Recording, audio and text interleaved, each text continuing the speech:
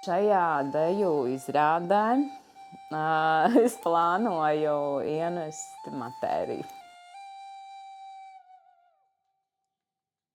Ja ir mūzika, ir redzams tas attēls. Un tā ir acīm redzot tā īpašā kaut kāda spēja vai dotības, ko tu redzi.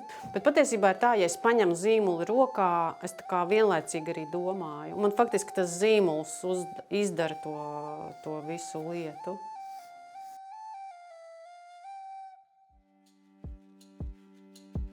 Mani uzrunā mītiskā pasaule 100% vairāk. Tas ir kaut kas nereālāks, tas ir kaut kas neparedzams, tas ir kaut kas mistisks. Jā, lūdzu. Bet es šai pasākumā būšu gaisma.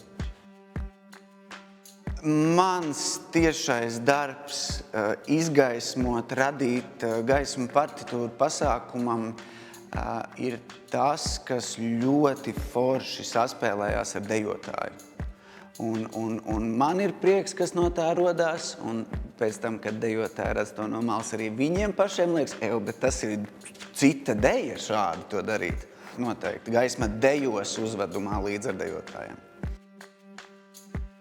Mēs tiešām gribam paspēlēties mazliet ar taktīlo sajūtu, ar vizuālo sajūtu, kas attiecās uz mums katram pazīstamām lietām. Uz saknēm tas ir zeme, ūdens, uguns, gaiss, viss šīs te pamatpirma elementi. Varbūt dabu vajadzētu atstāt mierā un izbaudīt, bet mēs izmantosim dabu scenogrāfijā. Šajā izrādē piedalās 22 velni. Beig galā tas radās no mūsu tādām sarunām, pārdomām, un mēs tiešām gājām pa salonu un skatījāmies, kādas krāsas tad nav tautas tērpos. Tie velni, lai viņi atšķiros, lai viņi būtu tā kā no citas pasaules. Un likām tautiskos svārus, un tur ir visas krāsas. Jūs paši saprotat, tur ir tiešām visas krāsas, ko tur var iedomāties. Un Elīna Milta bija tā, kas teica, taisam viņus vara krāsā, spīdīgus. Un es ļoti gribu redzēt, kā tas beigās. Es domāju, ka tas beigās izskatīsies ļoti labi. Viņi izskatīsies tagad tādas konfekts, man liekas.